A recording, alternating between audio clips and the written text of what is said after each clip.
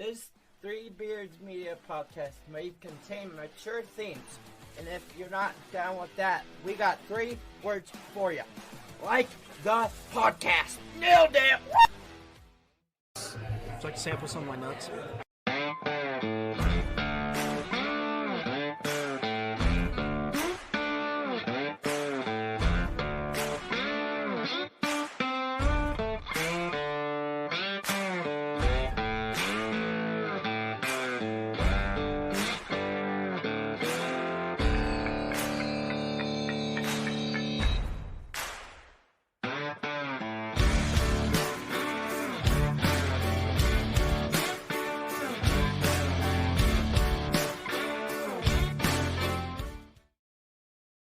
Hello and welcome back yet again to another edition of Old Man Strength, a podcast of Three Beards Media and brought to you by Relvaton Distilling Company.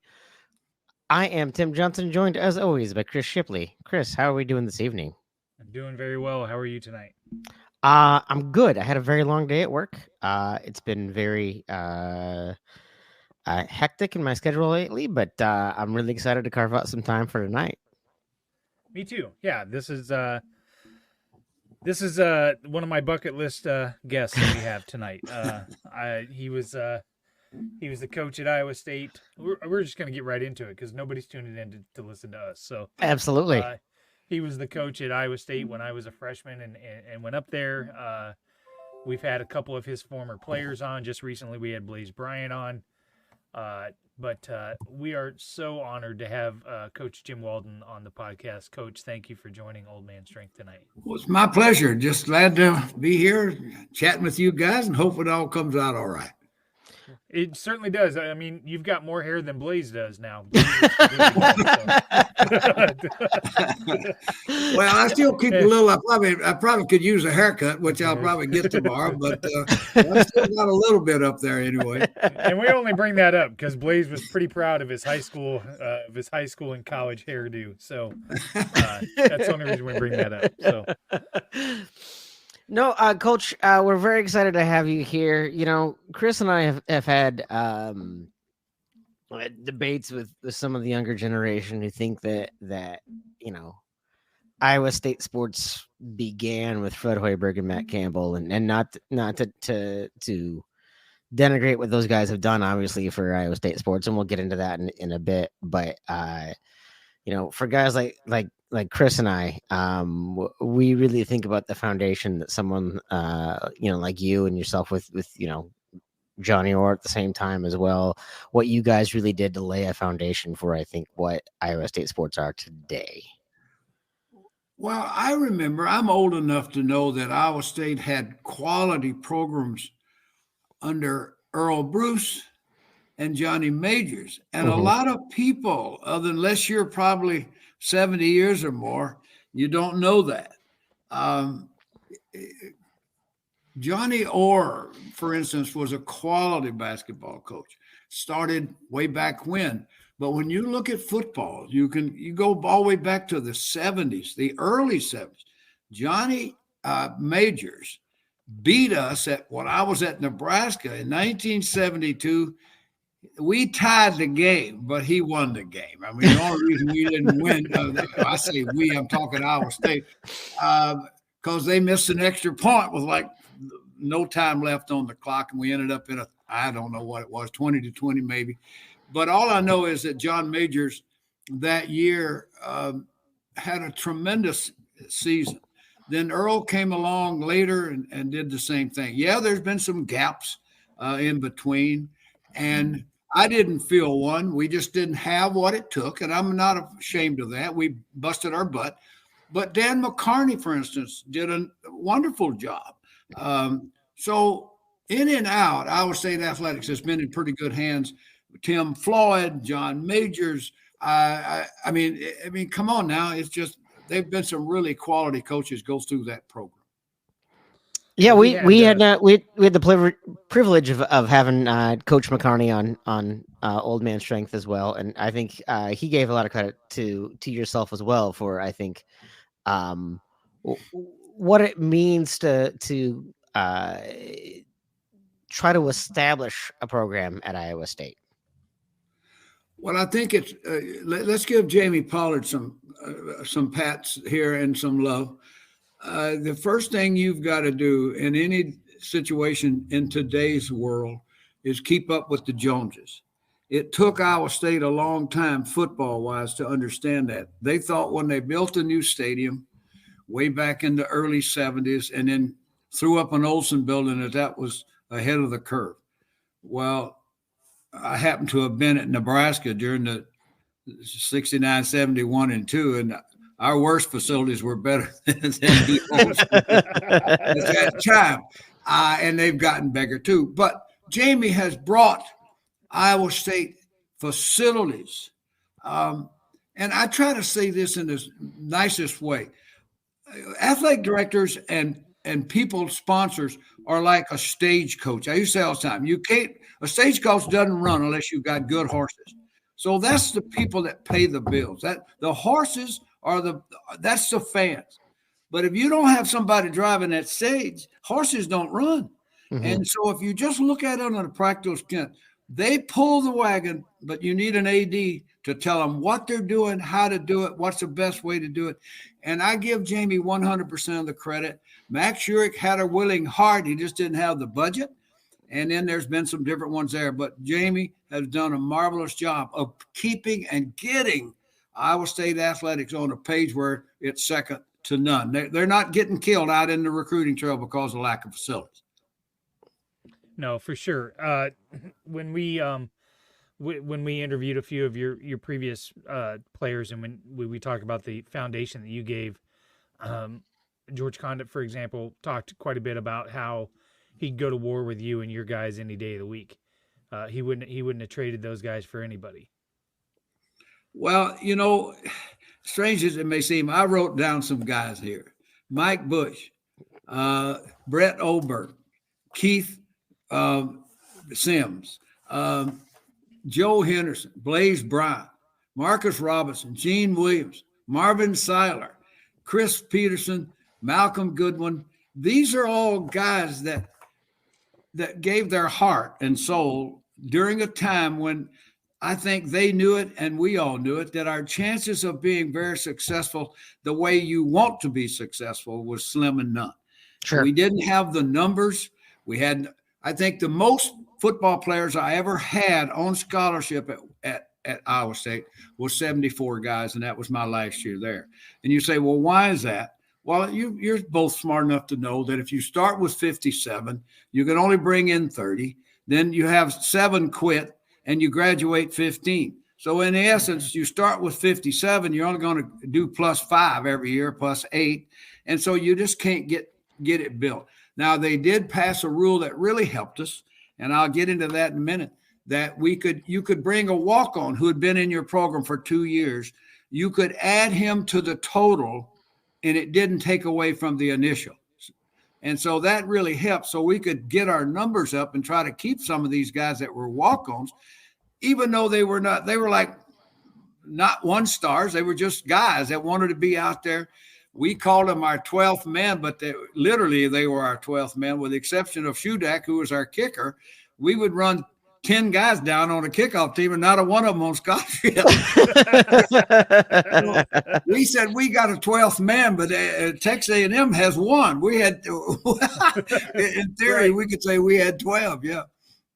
But in a sense, it's been built from that. Dan, I thought, came in and really stabilized things enormously. In his, I think, he was there 12 or 13 years. I think he just brought it to a point where, and Jamie did some things for him to get it to a certain point. And then it's just with Matt now, it's just, to me, I just think it's very solid. Yeah, I mean, you mentioned Earl Bruce and Johnny Majors before there, but there are a couple of coaches in between those guys and you that probably didn't do the program any favors. No. I think that was probably, to put it kindly, something that probably had you kind of strung up a little bit, not able to. You had a few things to overcome. Is that the most diplomatic way I can put that? Well, yeah, and you say, well, how did it get into that mess? Well, I won't go in. I'll just say Jim. That's enough as I say. What happened with him is that he got put on probation. Was bending the rules just a little bit. So he passed that on to me as last year. So we could only recruit 10 guys. That was the first punishment. And then unbeknownst to us in the program after we got there, Jim had an enormous senior class and a good bunch of guys. They were a great group. I'd love to have had them one more. When I saw how good some of those guys were the year before I came, the 86 season, they had a marvelous group of seniors. And I always coveted the fact that I wish I could have held on those guys. Wish we'd had a COVID year back then. Right. I could have brought them all forward. But he had 26 seniors. We lost 9 guys between him and me in terms of just a transition. So now you've lost 35 guys from one calendar year, and I could only recruit 10. So that's how it got into that mess. So speaking of that, and we won't get into specifics with Jim, but another Jim is in the news right now with Jim Harbaugh and the rules that he has allegedly broke and so on. And it dives into a question that I have for you. You, unfortunately, were hamstrung with Jim's violations, and that affected your team and so on. There's rumors here that Harbaugh may not allow their team to play in the playoff or whatever.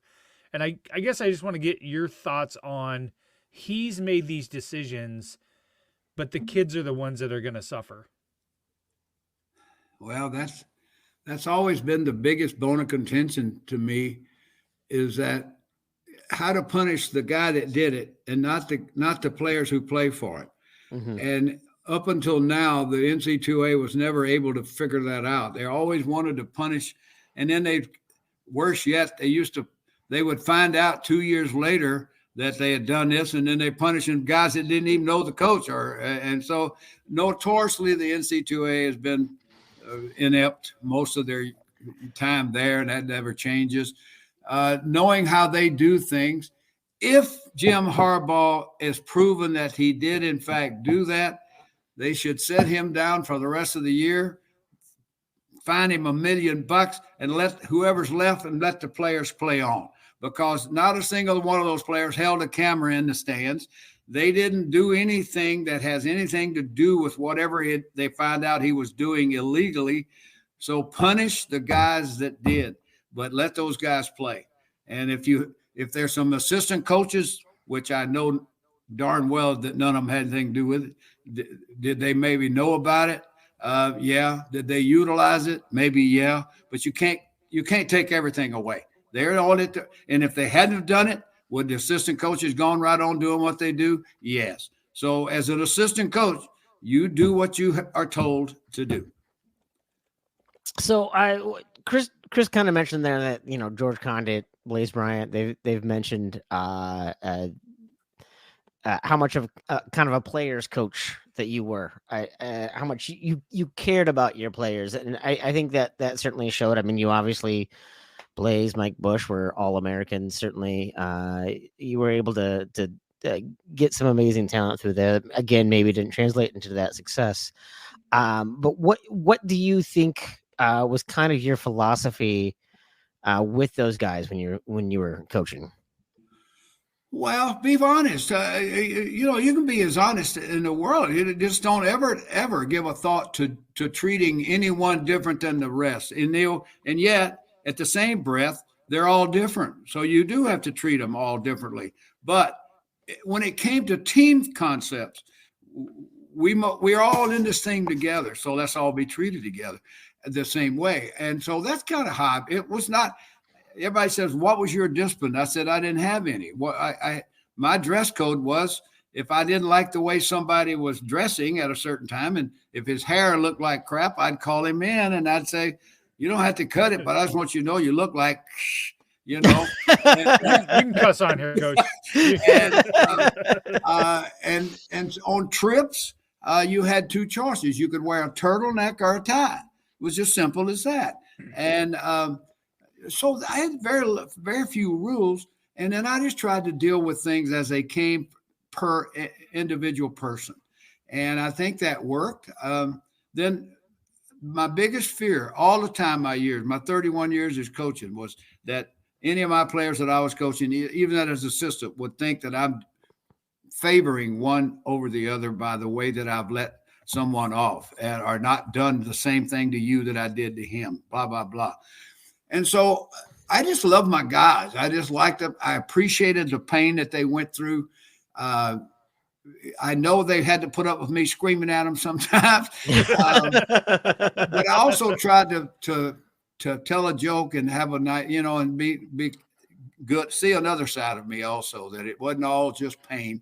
And I loved them, and I told them constantly how much I appreciated the effort they gave. We had some tough losses. One was at the University of Minnesota. We had the ball first and goal at the one with a chance to win the ball game. And 4 plays later, we haven't scored. That broke my heart because we lost the game. The second one was we drove the length of the field. Barry Alvarez's first year at Wisconsin, we drove the length of the field, got it down to the 12-yard line, and Shudak missed about a snapshot field goal, which we'd have won the game. We ended up losing 7-6. But when you get in the dressing room after games like that, you try to tell the kids how proud you are of them. And that's what I tried to do. And I was prouder of my guys for the effort they gave during those years, guys, than I was ever mad at them. I just felt we got those kids that stayed with us for those 8 years. It was fun to coach them. Well, I will say the gentleman that helped me set this up, Keith Schrag, talks about you and gives you your praises all the time to me. I met him on Twitter, and we've kind of become friends. And then we just had Keith Sims on another podcast on Monday, and he talked about how when you took over, that's what got him into the NFL was your offensive philosophy, and it really blossomed him to be able to become the player that he was and was able to go into the NFL. So, I appreciate that. Well, he and Big Smith, we had one side of the line covered. I can tell you that. but right? The one thing I knew I had when I got there was Gene Williams and Sims, and I tried my best, and so did our line coach. We don't want to screw up with that pair. Let's leave that pair alone, and we'll just move over here and try to do the best we can. But they were two solid guys, and I tell you a funny story. I heard this later after we'd been coaching. The two of them were so confident in how they blocked. And my quarterbacks, I think Peterson told me this, is, Coach, you'd come to the line of scrimmage and you'd hear Sims say to Williams, you going to block him or you want me to? And Williams would go, no, I think you're supposed to block him on this play. And this Peterson say you'd kind of hesitate before you started the starting count because you'd hear them chatting. And he said it was sometimes it'd be a pass pattern. They're both going to drop back in their shells. But it was a hoot listening to him try to talk some D lineman. It's like, well, you want him or you want me to take him? And they, that's how confident they were. They were a pair of really good football players.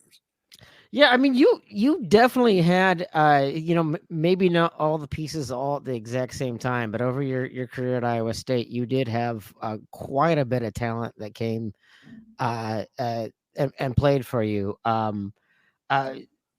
What was it?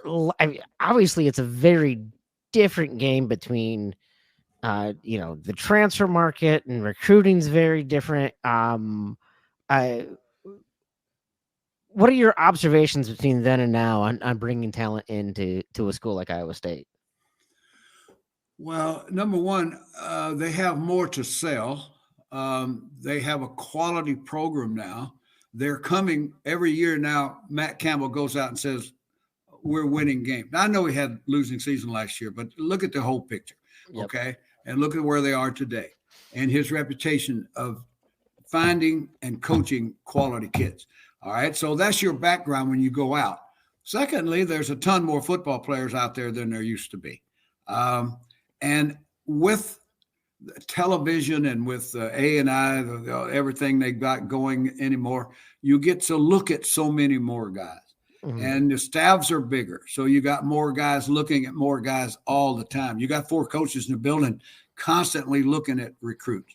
And then they bring the coaches in and say, here, D-line coach, you look at these 2 guys. We found him today. He's over here in Toledo, or he's down here in Miami. And so your choices are so much greater. And so I think that's what's helping Iowa State and a lot of schools. You and I both know Ohio State's going to come to town and get what they get, and But the key to success is when you get to that third level. In other words, Ohio State's come, Oklahoma's come.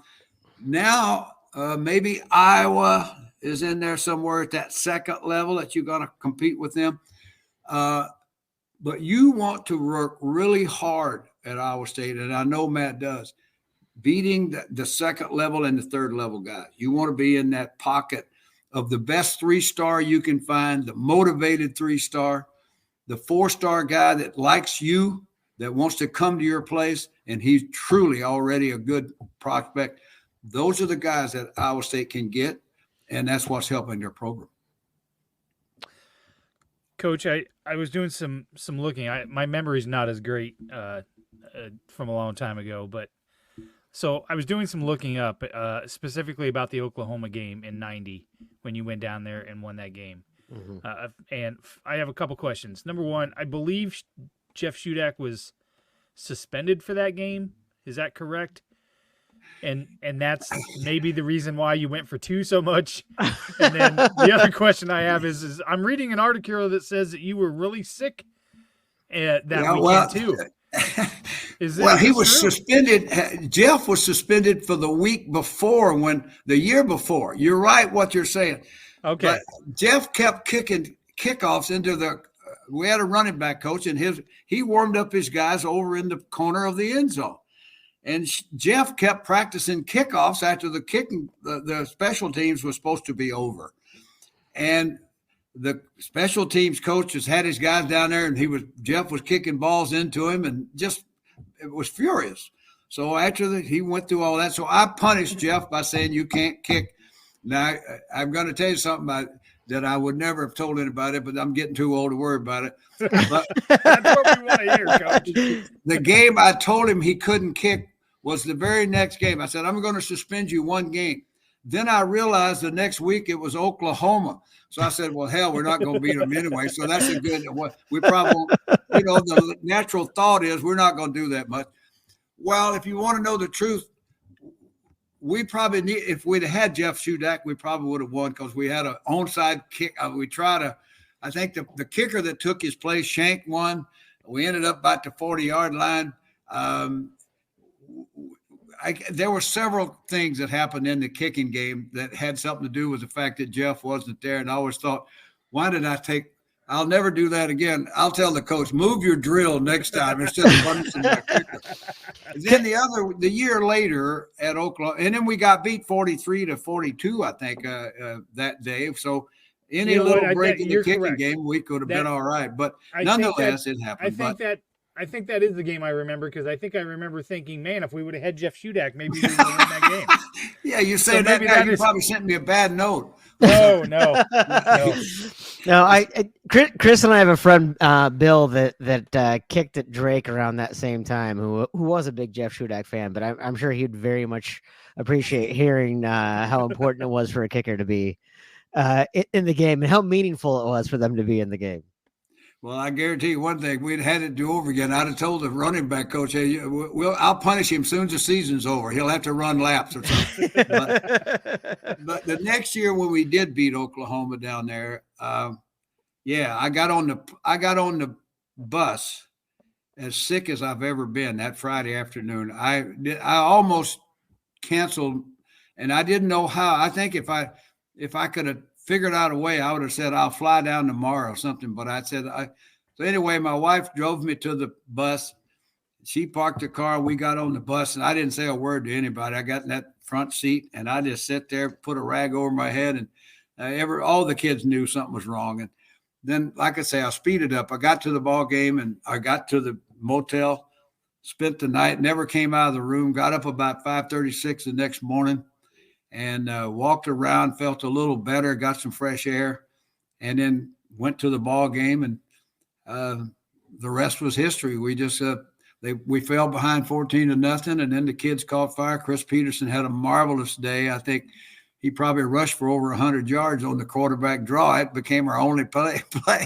And Marvin Siler had he threw a fake punt, pass. I think that's probably the only pass we ever let him throw. But he was our up back on the punt team, and they gave us an uncovered look that we always said, if they give us this, Marvin, check it. Well, he did, and he hit Moore for about a 25-yard gain, and then we went in. Long story short, we won the game, and it was a tremendous effort for our guys. So, I mean, you mentioned, quarterback draw, getting a lot of rushing yards of the quarterback. The game has changed quite a bit where you are looking more at mobile quarterbacks. Certainly the days of a ground and pound and I formation, those types of things are long gone. What do you think is the biggest change in the style of play or the pace of the game or things like that since your time coaching? Well, it's evolved it's gone from, we moved into the passing thing. And if you'll go through that segment of about 10 years, we didn't want everybody's throwing the ball. We're all out of the eye. We're out of the wishbone. We're going receivers, and now we want drop back passers. Mm-hmm. And most of those guys couldn't walk and chew double ball. They just were great throwers. And so you had a passer. So you go back to, let's say, the 90s. Mm-hmm. For instance, the NFL was full of quarterbacks that couldn't run a lick. Sure. I mean, they either passed or they were Tom Brady's. Yep. Tom Brady is way ahead of his time. He was a guy that lived. He couldn't run a lick, but he proved you could do what he did. The NFL, and then so all that was coming through the college ranks. Well, as that evolved, now all of a sudden we're into a phase now where, we're still running the open offense, but guess who's running the ball more now? And so we've gone. What's the new thing? The new thing is running quarterback draws, quarterback read, the read play, come down, fake, pull it. Well, that's nothing but some of the old wishbone theories. That's our option play. We used to run that when I was at Washington State. It was what we called the dive option, out of the wing T and out of the split backs. So running quarterbacks are making a recovery to help offset the fact that every team you see now, and I don't think this is good for college football. I don't think it's good for football in general. And I want to say this right now. I want to say this. I don't like seeing every blooming team I watch run exactly the same offense. 3 wides and 1, 2 wides and 1, motion, 3 and 1, 1 and over. And I'm like, wow. And then I go see my grandson. Now, I'm going to brag a little bit here. There's a school in Seattle named Bellevue. And you know what they run, guys? The wing T. My grandson is in his 3rd year starting there. I think they've lost maybe 4 games in 3 years because nobody on defense sees the offense all year. Now they show up and they got 3 days to get ready for a fullback diving right, a halfback diving left, and the wingback coming around, and you don't know which one of them's got the ball. And before you figure it out, the fullback's 36 yards downfield between the hash marks. Running through the goalpost. So my point being, I'm just sick of standard stuff. I want to know where's the 70s and 80s and early 90s when you, as a defensive coach, when you got the film on Sunday and you're about to get ready to play Nebraska, you're going, oh, my God, that's the best I formation I've ever. Look at that fullback. He will knock you into the next county. Then all of a sudden you're going to Oklahoma. Oh, God, they're running the wishbone. So you had wishbone, you had I formation, you had the Houston veer, and you had the wing T. They've all gone dead because now all we do is so we've gone through our pass phase with the quarterback standing there like a statue, throwing 45 passes a game. We've got have no use for running backs, but yet everybody that's got a good one wins. And so we're stuck in that. So I don't want to badmouth it that much, but it's boring to me if you don't know the truth. After what I've been through my 31 years of coaching, I just think it's boring. Well, no, go ahead, Chris. Tim. I got to show, this popped up on a memory yesterday, so I grabbed it because this totally shows what you're talking about, Coach. I'm sure you remember this play. Let's see if you remember this play. They'll line up in the wishbone formation this time. Spencer split to the left side. Here's Utter. And it is a Boomerooski play with Thompson. Touchdown! It's the Boomerooski play with Thompson. I was like, I saw that yesterday, and I was I got it. That's what you do, guys. When you don't have a good running back, you use your guards to carry the ball. The old Bummerooski, we put it in, and Jimmy read it perfectly, and it was a lot of fun. But those are the days when you try to do something that makes everybody have a laugh or a little bit. Yeah, well, you mentioned a position that's basically all but dead in a fullback. I mean that's not even. It's not even a thing anymore in any of these systems. But you did also, I mean, you had your fair share of pretty good running backs as well through the years. Well, we did. Blaze was a good running back. Joe Henderson was a good running back. And we had to always find us a fullback in some ways to balance that. But you've got to use them some. The best example I could give as far as the best I formations you saw in those days were Nebraska. We all know how good they were. Yep. And they had so many great fullbacks and running backs and featuring play action passes, 2 tight ends or wing. Then they'd go to a slot. And they were as boring as it looked from the stands. As a defensive coach, it was unbelievably complex to stop because you had to keep your guys on the line of scrimmage. And when they snapped that ball and that quarterback rolled back and handed that ball to that eye back, you better have some people in position because that fullback was going to knock your brains out, and they're going to double down on your 5 technique, kick the end out with a pulling guard, and that fullback's going to sail through there. And I go, man, that's when tough. It was tough. I promise you one thing: you didn't see guys playing in Bermuda shorts when you played in those days, like you do today. You see all of them with their legs over their knees. I call it the Bermuda short look. They weren't wearing Bermuda shorts in those days. So, you coached against a number of Big 8 legends in players, but also coaches. Who were some of your favorite coaches to coach against?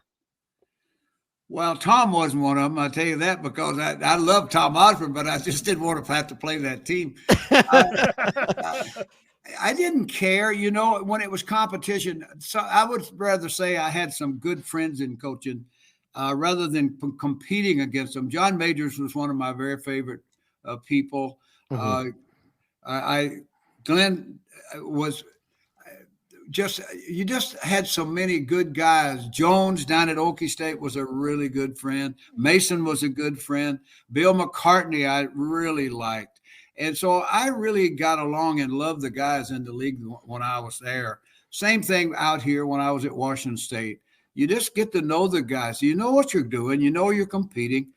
And yet you have great respect for them. And you don't let the world know that you're supposed to not like Hayden Fry. You know what I'm saying? Right. Yeah. You're not supposed to let anybody know you love Don James. So you go play golf with them or you go have a drink or go to dinner with them and your wives, but you don't let your fans know it because they wouldn't like that. But that happened to be 2 of my fun guys too. I love Tom Osborne in a sense, but I always said I just didn't want to play his team. Speaking of coaches, what was your? I guess the best way to answer it is what are your memories of coaching against Hayden, and outside of football? How did you feel about Hayden Fry? I'd say it again, Keith. I didn't hear. Chris, I didn't hear. That's okay. Hayden Fry. Just give me your thoughts about Coach Fry at Iowa. Well, in first place, he did a tremendous job there. He brought a unique style to Iowa. it was a proven style. I can remember teasing him about his stand-up tight ends, which seemed to bother everybody but him. And of course, we would argue about how does a stand-up tight end block a 5 technique tackle when it's like, do you dive at him? Because we always say you got to put your hand on the ground like a 3-point stance to hit helmet to helmet. Right. But so we would argue about that, but he brought that style and it worked. He was a little ahead of his time. So now you see a lot of tight ends, that the ones that you see in the NFL, in the slot standing up. And so I just thought he did a marvelous job of circling the wagons with the Hawkeye fans. He seemed to have a unique way to rally the people. He had a good line of bull, and believe me, he did, because he knew how to sling it. He had that Texas bull, and so I just think he was just marvelous, and he had great coaches, guys. When you look at his staff, oh man, oh my goodness! I mean, you look at some of the guys, the young ones and the old ones. That was one of his deal. He knew how to bring a young coach along, and he knew how to hire a really good one. And if I could say one thing and give him great credit, I'd say the man, he made a marvelous job of keeping a great staff together. Yeah, that coaching tree from the Stoops brothers to McCarney to Snyder to Pelini to just about everybody. Alvarez, absolutely. And Ferentz. Yeah, absolutely. And Ferentz and boy, if there's well, I'll tell you a funny story. Barry Alvarez and we won the Lincoln City, Nebraska doubles handball championship one year together. When Barry was graduating, and he was a grad assistant the year I came to Nebraska. So we were playing racquetball at noon nearly every day. So we entered the Lincoln, the local city championship, and damn if we didn't win it. So the other coach I want to ask you about, with ties obviously at the bowl game with Washington State and Iowa State when they played, and I know that you didn't pick a side during that game, but did you ever have a chance to connect with Coach Leach, and do you have a story about Coach Mike Leach? I didn't, and that's my fault. He was very receptive. I only went down one time to visit with him, and I didn't visit with him, and I think that's a reflection to me. I should have made the effort, but by that time I'm living in Coeur d'Alene when he came to Washington State. It's an hour and 50-minute drive for me to get down there. I don't know. One thing leads to another. You get set in your ways, and then you start thinking, I don't need to be doing that. He doesn't have time for an old coach just to come down there and shoot the bull. Well, everything I hear later tells me that's what he loved. I mean, one thing Coach Leach liked to do was shoot the bull. And talk about anything, but of course he didn't like to talk about football, but would have been love to have done it. So I think that's my fault. And then he goes to Mississippi State, which the irony of Mississippi State is, guys, that I was born and raised in a little town called Aberdeen, Mississippi. Aberdeen, Mississippi is about no more than 30 minutes from Starkville. And Starkville, of course, is at Mississippi State. And so I thought it was kind of irony. I would have loved to then, if I had known he was going to go to Starkville, I almost would have flown down there just to visit with him. About 1 minute you're at Washington State, a school I love, and the next minute you're at Mississippi State, which is my greatest love because I grew up a Bulldog fan. And I'm sorry I missed that opportunity. Yeah, I mean, he certainly seemed like a guy that was kind of cut from the same cloth. Storyteller. Not afraid to cut a joke, have a lot of fun for sure. And he wasn't also afraid to have a beer. Yeah, absolutely. Right, yes. Absolutely. Well, Coach, we're gonna take a quick break here. We're gonna grab a word from our sponsor, Revelton Distilling Company. But when I get back, I want to switch gears a little bit and talk about a different coach that you had a great relationship with. In Johnny Orr. So I want to talk a little bit about that after we get a word from Revelton Distilling Company. At Revelton Distilling Company, everyone has become a part of the Revelton family. From the Taylors and their daughter who helped perfect their award-winning gins, to the team who installed Lucy, our 33-foot tall custom-made still, right down to the local farms that provide our coveted corn, and even the cows on those farms who consume our mash byproduct. Want to see the farm to flask come to life? Now you can tour Lucy and find out where we take Iowa's harvest and transform it into our finest spirits. Choose between a 45-minute tour or find out even more by scheduling a VIP behind-the-scenes tour to get the taste of the full Revelton experience. You can visit them at 1400 West Clay Street in Osceola, Iowa, or find all of Revelton's award-winning spirits at any local grocery or spirits retailer. And we are back. Again, we want to thank Revelton Distilling Company. Please go ahead and check them out. Chris, do you want to tease what we might be having coming up here with Revelton? Yep. So we are tentatively scheduling a live recording of all of our podcasts. We're going to do a kind of a hodgepodge of all of our podcasts December 9th at noon at Revelton Distilling Company. So watch our social media. We're going to post some things about that, and we would love to invite everybody out. So. Yeah, so please go and check us out. Once again, that's 1400 West Clay Street in Osceola, Iowa. Come on out. Coach, right before that break, I asked you, kind of teased there, I wanted to talk a little bit about Coach Orr. Obviously, you guys were two characters at Iowa State at the exact same time. And I think, certainly for folks like Chris and I, part of what brought the fans in so much were the two of you. What was that like that time at Iowa State with it? I mean, not that you weren't a personality, but boy, it's kind of hard to out personality Johnny Orr. You don't even want to go there, man. And so I'll back up what you're saying by saying this. When I got to Iowa State, Johnny Orr was already there, and he was already Johnny Orr. Okay. Yep. So now we're going to go out this summer. The first summer I'm there, I came in January. So now it's time to go do the Cyclone outings. Oh my goodness. 25 of them at least. And I tell Max Urick, I said, Max, I'm not speaking after him. And he's like, well, football, the routine is maybe the department, some assistant AD will chat, maybe one of the women's sports will talk, and then the men's basketball and me. I says, no, we can change in that. I said, if you think I'm following Johnny Orr, you're crazy. I said, maybe if I earn my keep, maybe 5 years from now, maybe, but not now. So we changed that around. I got up, did my 2 bits worth, and they listened politely, and then they waited on Johnny. And really, truly, you never knew what was coming out of his mouth. And I have even cringed at times when I'm like, whoa, man, did he just say what I think he said? But he was an absolute joy to be around, to be a part of, to be in the same department with. His heart was wonderful.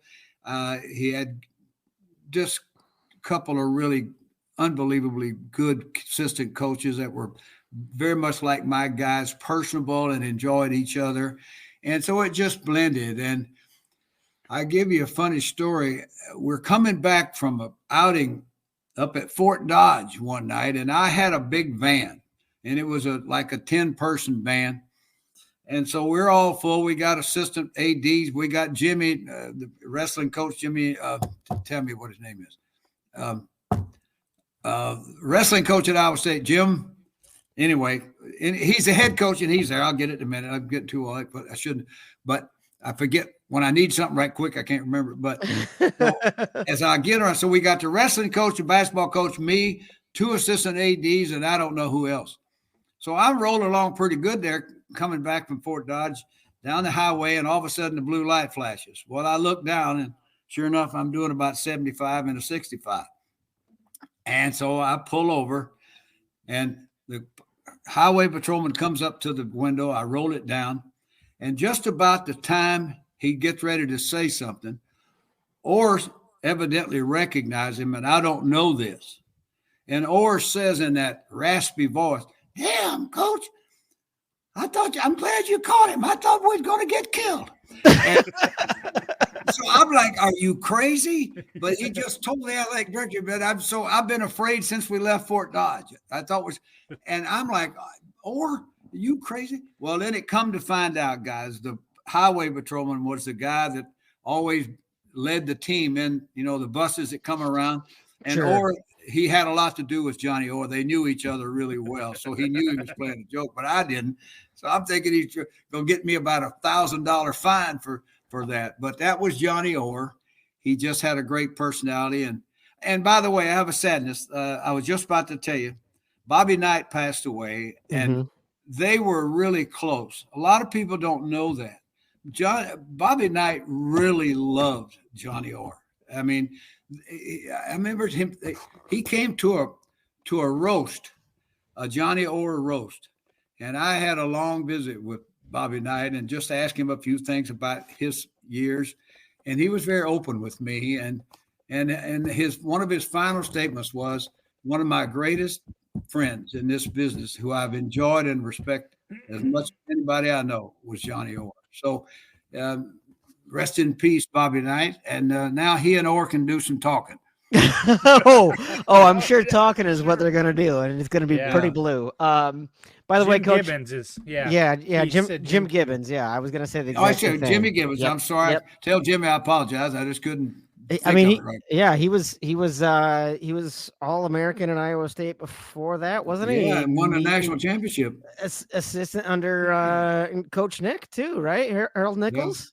Yeah. Well, he played under Nichols, but Jimmy won his own national championship as coach. Absolutely. We had some good fun years. Yeah, absolutely. Great coach. Fun to see. By the way, Coach, that is the second Johnny Orr impression we've had on the podcast. John Walters. That's right. John's not that good. John Walters. I don't know. I think you gave John Walters a run for the money on that one. I thought that was pretty good. It definitely did kind of remind me of boy. I never knew if that was Coach Orr's speaking voice, or if just because he was tired of yelling. No, it was him. If you were walking down the hall, you hear him from yelling. All I ever heard was Wally. He was never short of words, never short of volume by any means. I can't imagine that the great poster that you guys reenacted of the Bartles and James wine coolers. Yeah, we have to talk about Bartles and James. I gotta ask, surely Coach Orr was probably not thrilled with having to do that, was he? No, he liked it because we told him, the guys that promoted that in the building said it was only a picture. We weren't trying to do that I talk, you don't talk thing. Sure, right. Yeah. It was just that both of us had to play a role. And when we put our garb on, I looked more like the tall dude, and he looked more like the other guy. It didn't matter because we were going to play that role. But no, there was never a moment when Johnny Orr felt like he wasn't going to be able to say anything. Trust me. And so it was probably, I would say, if you took a national poll of some of the greatest promotions ever done in college football or in athletic departments in general, I'd have to tell you that the Bartles and James thing at Iowa State over those years was probably one of the greatest promotions to promote athletics using their people. It had to go down to one of the top 2 or 3 best ever. It literally was just brilliant. I think some of our younger listeners may not be familiar with that ad campaign at the time. But it was so spot on. I mean, you say, Coach, that, I happen to look like and Johnny happened to look like, but you guys really did fit exactly, the look and the feel and the mold of that campaign. It worked out just so brilliantly. And I would do anything to have that poster. Well, I know one thing. We signed an awful lot of them. There was a ton of, you go to those, after those things, every year the 4 of them came out. I don't know if they did them in a 4-year period, but all I remember, it seemed like every year when you go to an outing, you'd have to sit down at a table, and while everybody else was having some drinks and having a good time, you had to sit. We'd still drink a little, but have our couple of beers, but you're sitting there signing Go Cougs, or Go Cyclones in that case. And so it was quite a promotion, but more than I signed a lot of those posters. So You did. when you were doing that, what did your players think about that campaign? Well, I think they just thought it was what it was. You know, it was just two guys that they knew we were just trying to promote athletics, and I'm sure behind the scenes they thought we were a little goofy, but I never gave it much thought that they felt like it was beneath us or underneath us, and if they did, they weren't going to bring it up to me. Probably. But, I think they all took it in the vein of which it was. Yeah, I mean, I think for speaking for Chris and I as Iowa State fans, I think it was just a lot of fun because it was not just something that was kind of cute for the state of Iowa, but it was actually an opportunity to get some national eyes on Iowa State too. Certainly at the time, while being a Big 8 program, you weren't necessarily getting a lot of the national love, and that certainly brought a little bit more prominence to the program as well. Well, and then we did one like Gamblers or something, and they promoted that. We're sitting on horses and all that, and that was, I think, the last one where we did kind of a Jim and John Gambler. I think we sang some songs, and Lord help us, I remember that one. I don't remember the songs going to the number one spot. Chris, we'll have to. Do you remember that ad? We'll have to. I've got it right here. Actually, okay. I'm pulling it up right now. Oh my goodness! Perfect. That's right. Google is a wonderful thing, Coach. I'm just going to tell you. No, it's not. It's not either. There's some things I wish. This is great. That's you can bet a good. I have time. grandkids now. And I don't want them hearing some of this stuff. Yeah. Well, Coach, I got to ask you. One of the most famous players here at Iowa State, and when we talk about great players like Brees Hall and David Montgomery, the guy that started, Blaze Bryant. We'd be remiss if we didn't talk about Troy Davis, and not a lot of people probably realize you're the reason he came to Iowa State.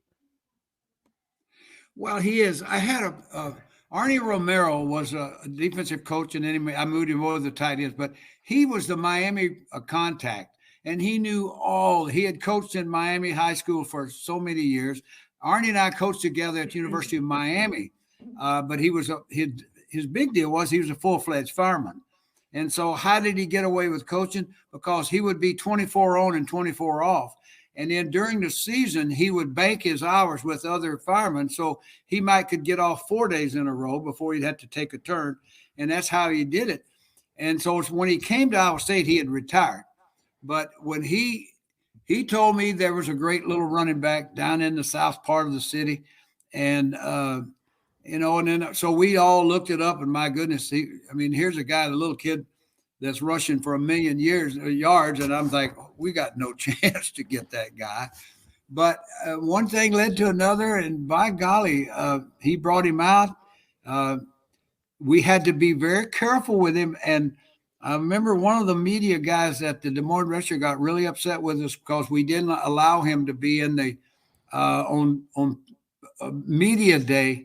We kept him out because he'd get really flustered and stutter. Mm-hmm. And a lot of folks didn't know that. And there was no way we were going to allow him because when we signed him, it was the big news, Mm-hmm. You're getting Davis, man, Tony Davis, yeah. Well, I knew that everybody, TV-wise, everybody was going to just fluster to get him. And I said, well, we can't do that. His whole image will be that he's dumb, not that because he could get to where he couldn't speak. And we just did not want to do that. So I caught a lot of flack, if you'll know the truth, from the media for not having him be there on media day his first year. Then we left after that, and I left a note to Dan McCarney about, be careful. Tony's got to be protected a little bit. And, of course, that next year – And the other remarkable thing was he was so homesick, guys, that he didn't practice 2 days. He was going home every day. Mm-hmm. His folks wouldn't let him go home. They told him they wouldn't pay for it. So they sent his parents, not because they didn't want to do it, because they knew it would be prejudice. They sent his parents sent, it was his mother's brother and wife flew out to Ames, Iowa, and spent about 10 days. They came to the meetings. They went to practice. They saw everything that was going on. And by that time, we're getting ready about the first ball game. And we've been in school now probably 2 weeks. And he hadn't been to a class because all he could do was just want to go home. He was just that sick. He was out of his element, he felt. So anyway, his uncle and aunt came into my office and sat down and said, we could not be happier with what's going on here, and we are not going to recommend that to Tony that he go home. And we're going to tell him that he needs to come in here, sit down with you, find out what he's got to do to get this thing back in order and get his butt in gear. And so we did everything humanly possible academically, because by the time this was over, he'd been 3 weeks. And, man, you missed 3 weeks of school as an athlete. You got some scurrying to do. I mean, Coach, so he only played limited amount of time for us because we'd have him in. I think he went to more study halls than he did practices for us. But I knew he was quality because we played him at Colorado, one of the last games of the season. Holy cow, he rushed for 100 yards, and it wasn't even hard. I mean, it was like, are you kidding me? Well, where's this guy been all my life? I remember being upset, Coach, that I saw that, and I thought, why didn't we play him all year? Yeah, I said the same thing. I said the same thing to the running back coach. What the hell's going on with you? But he just had missed so much time, we just couldn't. And it wasn't fair to the rest of the players to have him show up 2 days a week and then play. So we had to juggle all that, but it turned out beautifully. Well, Chris hadn't been to class for 3 weeks either. Right. So. Yeah. Troy and I, yet another thing Troy Davis and I had in common. We didn't go to class. Yeah. It worked out a little better for him. Well, and Dan used him wonderfully, and then got his younger brother too. So that was a good deal for him. Yeah. Darren did great as well. Darren. Yeah, absolutely. Well, I'd say, Coach, we don't want to take up too much more of your time. We do have a special question that we ask all of our guests. Okay. That is brought to us by our friend Kyle Lehman at Wintrust Mortgage. Chris, do you want to go ahead and set up this question? Yep. So I'm actually going to switch it up because this is the question that I've been wanting to ask Coach. And I'll ask you the question, Coach. I'll play the commercial, and that'll give you time to think about it. After you were done coaching, you hooked up on a little show with Jim Zabel. So I would love to hear about your relationship with Jim Zabel, and just think of one really great story about Zabel. And when we come back from this break, you can give us your answer. Okay? Okay. All right. Are you in the market for a new house and unsure of the mortgage process? Want to know that you have someone looking out for you? Kyle Lehman from Wintrust Mortgage is a down-to-earth, knowledgeable lender who can be there for you in your corner. He can work with you in any of the 50 states and is just what you need to expand your home search. Kyle will work with you through the entire process with little to no work from you. Take the worry of the mortgage process out of the equation so that you can focus on looking for your dream home. Contact Kyle at www.wintrust.com/Kyle-Lehman or call him at 515-473-0546. All right, and we're back. So before the little break there from Kyle, thank you very much, Coach. Your best Jim Zabel story. Well, it's pretty. You will appreciate it much because you're Cyclones. When I first got on there, Jim knows everybody. He's been there 53 years as the voice of. I'm just a coach that just got fired, and I'm just hanging around Ames trying to not make anybody mad and just enjoying life as we did. And so now I'm doing this radio show with him. So about the first 3 Sundays, we tried to always have a Cyclone guest or maybe someone that was pertinent to a Cyclone game, as you'll remember, and a Hawkeye game. Well, it became real obvious to me when we would have a play-by-play person from Kansas on talking about the Kansas-Iowa State game. we would I would be shooting the bull with him. Jimmy would ask a question, and then without any warning, he'd say, "Oh, we really appreciate it, Coach." And I've got, wait a minute, we still got 6 minutes. Then when you flip it over the other way, so now we got a coach on from Michigan State, and they're getting ready to play Iowa. And it's question after question. and at the end, it's like, oh, well, it looks like our time's run out. Well, I guess I've got time for one more. And so about the third or fourth week after that happened, after the show was over, I said, Zabel, we're going to have an understanding here pretty quick. And he said, what's that? I love the guy, and he was a fun guy, and I got my point across. I said, if you think I'm going to share a microphone with you for the next however many years and have you spend 3 minutes with Cyclone people and 20 with Hawks, you're crazy as hell. And he got that funny look, and I says, we're going to set a time, and when we have this guest on, he's going to be here for 12 minutes. And when we have that guy from Wisconsin, he's going to be here for 12 minutes. And I says, do we understand one another? And he said, yeah, I appreciate that. He says, Coach, I can see what I just kind of get carried away. I said, yeah, you can carry away, but I'm going to make I pray you back. And so we really didn't have a problem after that. And gosh, we did it for 17 years. So we worked it out. But Jim did not make any bit difference about when he could. It didn't bother him to leave a Cyclone announcer to go somewhere. It's funny. Like, you talk about coaches from different schools. Yeah, you look at look at Iowa. Mm-hmm. The past how many years? It's been 2 coaches since what, 1981 or whatever. Like Yeah, and I tell you something. You hit a bad nerve with me. I know we haven't got much more time, but let's hear it, Coach. I love it. Let me tell you something. When you got a football coach that's won 192 games in 20 something years, and he's only lost 117, you don't tell him you don't. As an assistant AD does not fire his son or his offensive coordinator. You want to tell me that you think you know what he's doing? You have no idea whether Kurt Ferentz believes in defense, whether he makes every decision based on what he thinks is best for the team through defense, and all of a sudden you're going to fire his offensive coordinator. It just happened to be his son because he didn't score 25 points this year.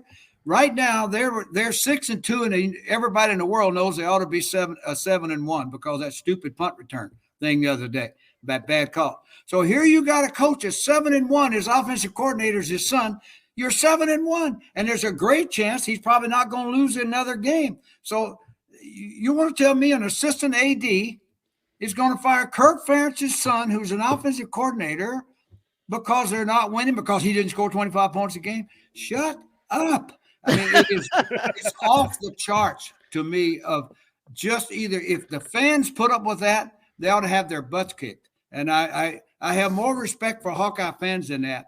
And for me to see that, and I don't know how Kirk does, but I don't know how he does it. But I know how Jim Walden would have done it. They could have shoved that some places. But I just think, and you get back to the two. I mean, just think about those 2 coaches that they've had over there. My goodness, they've probably between the 2 of them won 300 games between the 2 of them. That's off the charts at a school in a state that does not have thousands of athletes every year. I mean, literally, Iowa set the record for consecutive seasons without a winning season before Hayden got there. And to only have 2 coaches in that period of time is unheard of. I can't think of another single program in the entire country that has had 2 coaches in the last 40 years. Like, it's just no. Well, the 2 closest would be Bob Devaney and Tom Osborne, as far as probably locals, as far as that. I don't know. You'd have to get into the Michigan thing between Bo and what's his name. But But all I know is that they don't take a back seat between the 2 coaches been in Iowa for, my goodness, for what, 40 years? Yeah, I mean, you talk about Bob Devaney and Tom Osborne. That's been forever. Like you don't have that anymore at all. No. They don't. Coaches have a lot shorter leash. Well, you certainly, when you've had one there that's won 192 football games, and he's only lost 117. That's about 75 games, best I remember, to the good. 75 games over 500. And you're telling him who his offensive coordinator is and who his offensive line coach is? Oh, and it just happened to be his son. Now, when did that happen? When did we start allowing that to happen? So it's just, to me, one of the blights on college football of today. And I'm sorry. I love my Hawkeye friends that I have. I don't like all their fans that much, but I do like some of my Hawkeye friends. But to me, for them to tolerate that is awful. I was going to say, this has been another installment of where we actually defend the Hawkeyes on this podcast. I know. Just breaks your heart, doesn't it? We once had a conversation about PJ Fleck, and you've seen Tim. He almost put on an Iowa shirt. He hates PJ Fleck so much. I have a lot of issues with PJ Fleck up here in Minnesota. I'm up here in Minnesota, Coach, and that's all right. I've got my issues with that gentleman. With Mr. Fleck? Well, he gets dressed nice for games. And what he does He's one of the few coaches left that doesn't wear a T-shirt. So I give him that. That is true. He dresses very nice, and then he puts his own brand all over his uniform and says it's all about team and not individuals. Good. You don't get a boat rower every day. Well, nothing screams boat like gopher. But no, I think that's funny. We didn't even have to have an STFU moment, and we just had one by Coach Walden. So that was perfect. I thought that was great. That made me ridiculously happy. As much as it pains me, I'm not going to say as much to call Hawkeye fans my friends, but I will say I do appreciate that they've got their eye end on a few different things. So. That is definitely some insight that we appreciate having. Coaching is it's a different game than it was in late 80s, early 90s. It's just a completely different game. Yeah, in some ways it's not. It's still player and coach relationships. The amount of people in the building anymore is totally different, guys. I mean. Mm-hmm. You've got staffs that are so large now with electronics and all the stuff that they're going and recruiting. I understand that. I don't think I would have liked it. I kind of liked having 8 or 9 guys in a room, pulling hard together without having so much other distractions and things. The NIL is driving most coaches I know crazy. They won't admit it, but it is. How to handle that. The portal thing has got to get under control. How many times can you jump from jump to jump? So there's a lot of things out there right now, guys, that's hurting and creating real problems with college athletics. And I don't even want to get into what just happened to the Pac-12 conference, because that's deplorable. And what it's going to cause and where we're headed from that. But look how strong. We'll see. Look how strong that conference is with the teams, and with Washington, how good they are in Oregon and USC. Even the 2 teams that don't have a home right now, Washington State and Oregon State, were ranked at one point this year. It is a travesty. And the Big 12 came out with their conference realignment schedule the next few years. And in 2027, for the first time in almost 125 years, Iowa State and Kansas State will not play. Well, now you see what's happened out here. We'll never play ever again. At least there's a chance Kansas State and Iowa State will resume 2 years from now. Right. Mm-hmm. But when you're looking at Washington State and Stanford, they play this week. That's done. And when you look at the Pac-12 conference, take the 2 in the Bay. Every time someone at the 4 teams on each at the tops, we call it, when they play either one of those, that's the last time, maybe forever. Every time somebody in those same areas plays Washington State and Oregon State, it's forever. So all those 100-year games in one league, the tragedy of college football to me is traditions have been the background of everything that's ever been sacred about college athletics. And we are getting farther and further away, just like the Oklahoma-Nebraska. I still say, who's Nebraska play now compared to when the old Oklahoma game? Never. They've never overcome. Right. The Nebraska Oklahoma game, the Nebraska Colorado game, even Exactly. losing that one, and then you had Exactly. this whole Nebraska Iowa contrived rivalry. Neither Iowa fans or Nebraska fans really give a crap about that game. They call it the Heroes Trophy, whatever. They've got like a astronaut hugging a firefighter or something. I have no idea what the hell that is. It's like it's the most contrived, silly rivalry. No one cares, and so you've lost all of that. But here's what I say: like in this land of mega conferences, I say we just go to one big mega conference, and then we have all these divisions, and each division is like 8 teams, and you play each of the teams in your division, and it essentially just goes right back to conferences. Like that's what I'd like to see. Well, they were that close. They only needed 2 more schools out of this conference to throw them into 4. Right. Yep. And then say, okay, let's do a 4-man. Let's do like a 4-man rotation and build it from there. And then you got 4 conferences. You got them scattered out. So you took the same number of schools, put them in 4 instead of 5.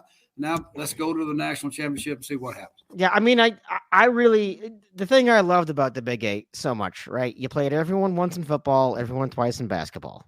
You got everyone in. You didn't have any of this. We don't really know who's the real champion because they haven't really played. I mean, like the Big Ten, like the whole Big Ten West, and how weak that side of, or whatever they're calling it now, like how weak that is, and that schedule where you get to play Purdue and Illinois and Indiana every year, and Minnesota can lose to your mom and still somehow become a division champion. Like I don't like all of that type of thing, particularly when there's not parity between the two. If you're going to put Michigan and Ohio State on one side and Illinois and Purdue on the other side, there's not parity in that conference. Let's just be honest about that. Something wrong with that picture. Yeah, exactly. But I miss the idea. I mean, I don't miss the slog the old Big 8 was back in the day, but I do kind of miss some of that. And so it would be fun if we go to these mega conferences to kind of get back to. Well, before I go, I know you're getting ready to get off, and I'm getting hungry, but the same thing that nobody's realized is that as the Pac-12 has gone away, and we're talking about 100-year traditions, keep in mind Texas and Oklahoma leave it. And so think about how many games you've played and you've seen. You were talking about the Big 8, Tim. Just think about how many games has been played between Oklahoma and Oklahoma State, Kansas, and I warned them as they jump into the SEC. The last 2 teams to do that was Texas A&M, mighty Texas A&M, and Missouri. Mm-hmm. I wonder if anybody's heard from them since. Right.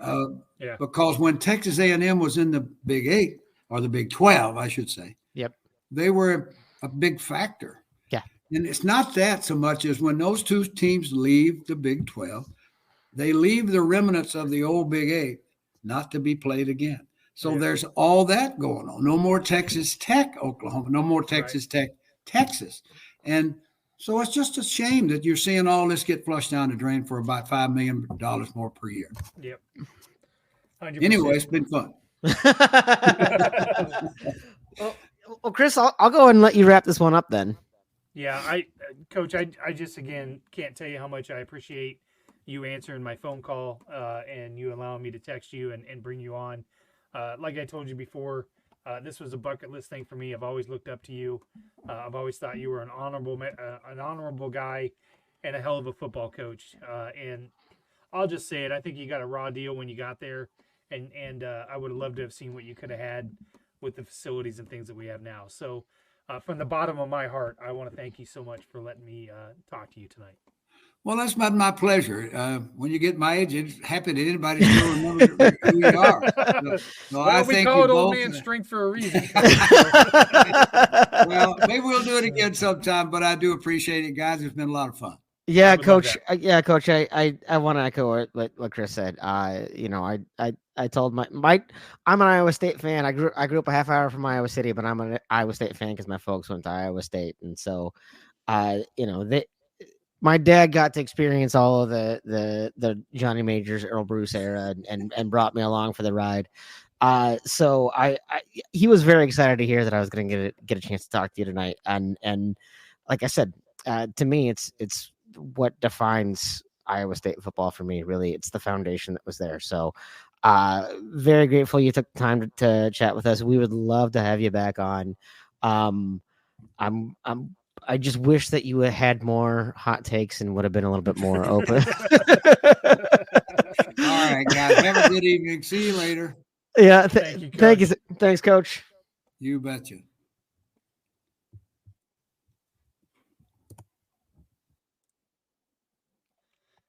Man, that was super great. Dude. So I Dude. just can't thank him enough, and I want to give a shout out to Keith Schrag for setting that up.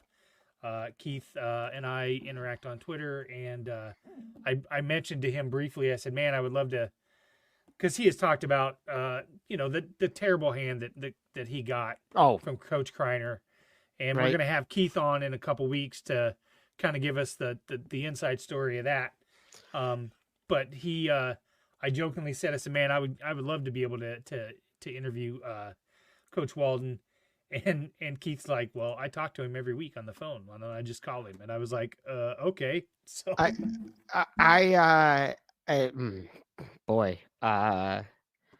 he is as lively and he is exactly everything I remember. Yep. It's amazing to see these years later how much he still cares and how passionate, obviously how passionate he is. I didn't realize we were going to get that moment. That was fantastic. But I was not quite prepared for the Iowa Hawkeye defense going on. So that was awesome. So, God love it. Oh no, I mentioned before we started that I was starstruck ahead of time. We've had a number of guests on this podcast over the years that I should be rightfully in awe of, but that one, I mean, you talk about legends, for me anyway, right? Like some of my earliest memories, some of my most important memories. You talk about that win in Oklahoma. You talk about some of the amazing players that have come through, right? We talked to Blaze, and that was so much fun to talk to Blaze, but we don't talk to Blaze there is no Blaze without Jim. So right. Yep. And I didn't even get a chance to talk to him about Pete Taylor because he was to that era, and but there was so much that we could have talked to him about. That's what was amazing. And I was telling him a story before air. Somebody had reached out to me on Twitter, and I can't find the tweet right now, that said his one memory, his best memory of Coach Walden was him and his dad and a few other guys were sitting at a feed store in this random town in Iowa, and Jim had pulled in and got some coffee, and he sat down and talked to those guys for like an hour. And he said he was just like a regular guy coming in and sitting down and having a conversation with him. And he said he always remembered that. So, and how personal he was. So, he didn't come in chomping gum and people ask how his day was. He said elite and then walk away. Let it go, Tim. No, seriously, that guy is about as personal as you can get. So, our huge thanks to Coach Walden. It'd be fun to get a chance to talk to him again. Folks, we all appreciate you coming on. Denny, Joel, Keith, the guys that hopped on. Brian, thank you very much for joining us on this live stream as well. Everyone else listening live or listening on the podcast, we very much appreciate it. We really hope you enjoy this conversation half as much as Chris and I did, because we're both giddy little schoolgirls right now. That's right. Absolutely. I thought I hit the jackpot last week when I got to sit on the back end and just listen to Keith Sims tell stories, and then I got to actually talk to Coach Walden. So that was pretty cool. Yeah, no, that was fantastic. It's been a cool week. So yeah, absolutely. So Chris, I'll give you a chance here really quick to kind of talk about everything else we have going on at Three Birds Media. A couple changes, a couple new things coming on. Man. Give us a little download. Yeah. So we got a slew of podcasts coming out. Stacy actually asked me, she's like, "How many you got this week?" Well, we got 4 episodes coming out this week, 5 next week. We're going to do an on location little podcast at Bill's brand new bar for fall starts. We're going to Nice. break in his bar next Tuesday. And then, of course, we're going to do our live event at Revelton. And then I want to give a shout out, 3 blind refs, Sam, Jim, and Ben. Their inaugural first episode last week has done some amazing numbers, and they killed it. And that's going to be a really fun pod to listen to with those guys. Hot Mess Happy Hour's got an episode coming out, and Dave Larson, the new host of Side of the Storm, has done a wonderful job. So, and then Hawk's Eye View and Ball Don't Lie. We're just killing it with the content creators we have here. We couldn't do it without those guys, and then our amazing sponsors. So it's been a wonderful ride. I'm super excited with where we're going to go, and 2024 is going to be even better. Yeah, we're very excited for everything that we have. Listeners, thank you very much for making Three Beers Media what it is. With that, I will say thank you very much for listening to Old Man Strength, in case you passed out there and forgot what you were listening to there for a second. A podcast of Three Beards Media, brought to you by Revelton Distilling Company and Wintrust Mortgage. Once again, I am Tim Johnson with Chris Shipley, and we will see you guys next time.